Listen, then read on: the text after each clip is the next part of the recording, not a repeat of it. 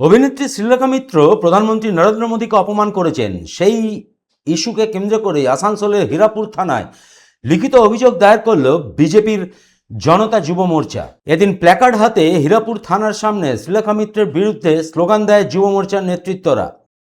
শ্রীলেখা মিত্র হাই হাই হাই হাই হাই হাই শ্রীলেখা মিত্র হাই হাই হাই হাই হাই শ্রীলেখা মিত্রকে জানায় ধিক ধিক ধিক্কার ধিক ধিক ধিক্কার শ্রীলেখা মিত্রকে জানায় ধিক ধিক ধিক্কার ধিক ধিক ধিক্কার শ্রীলেখা মিত্র হাই হাই হাই হাই হাই হাই শ্রীলেখা মিত্র হাই হাই হাই হাই হাই হাই শ্রীলেখা মিত্র হাই হাই হাই হাই হাই মাননীয় প্রধানমন্ত্রী নরেন্দ্র মোদীজির অপমান মানছি না, মানবো না, মানছি না, মানবো না।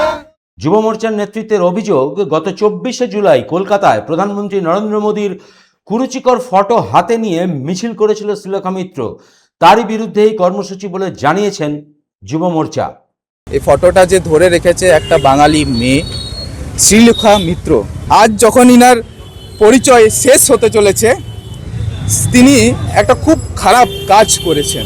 যে কিভাবে, কি মেন্টালিটি, কি শিক্ষা তিনি পেয়েছেন, যে আজ প্রধানমন্ত্রী তো অনেক দূরের কথা, আমরা একটা ব্যক্তি, একটা সম্মানীয় ব্যক্তির সম্বন্ধেও আমরা এরকম ফটো বানাতে পারি না। আজ শ্রীলেখা মিত্র আমাদের মাননীয় প্রধানমন্ত্রী শ্রী নরেন্দ্র মোদীজির একটা কুরুচিকর ফটো বানিয়ে কলকাতার রাজপথে নেমেছিলেন।